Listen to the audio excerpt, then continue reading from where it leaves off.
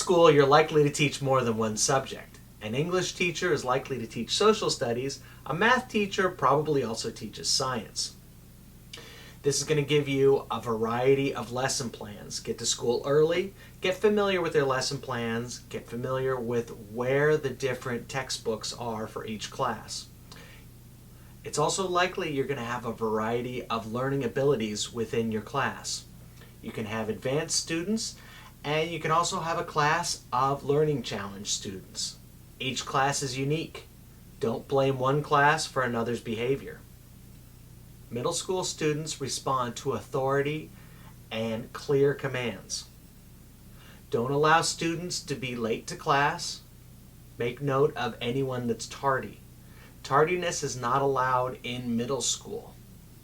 I like to start my classes on a light note, but being firm. Good morning, I'm your substitute teacher. You may have seen me around before. My name is Mr. Magidson. You can call me Mr. Magidson, but I know that's a hard name. You can also call me Mr. M. You can also try a more stern approach.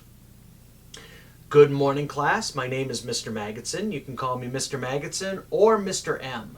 Your teacher left me very clear notes. No one is allowed to speak out of turn, and I am to report any disruptive students. I have no problem in calling in security if anyone is being disruptive. Either method is fine. You find your own personality. I like to offer a reward for middle school students.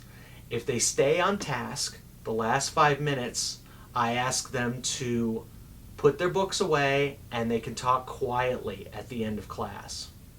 This is something that will help me the next time that I go into their class.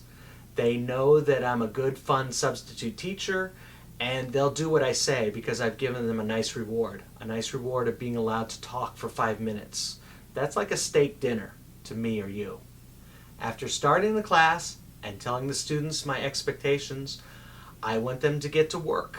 Usually they'll have a do now. While they're working on their do now, I do attendance. If the students are being disruptive, I'll call out their names. This tends to get their attention in middle school. If they're on task, I'll simply use the seating chart. If it's a very, very good class, I'll ask for a volunteer to help me take attendance. Middle schoolers are a lot like elementary school students. They like passing out papers, doing attendance, handing out books, collecting books. If the classroom needs to be cleaned up, often they'll do that for me. Remember, these students are still very young. They respond to authority. If you've had a tough class, let it go. It's easy to let your anger spill into the next class. That class didn't do anything. Let it go. Start again from scratch. Give them the benefit of the doubt.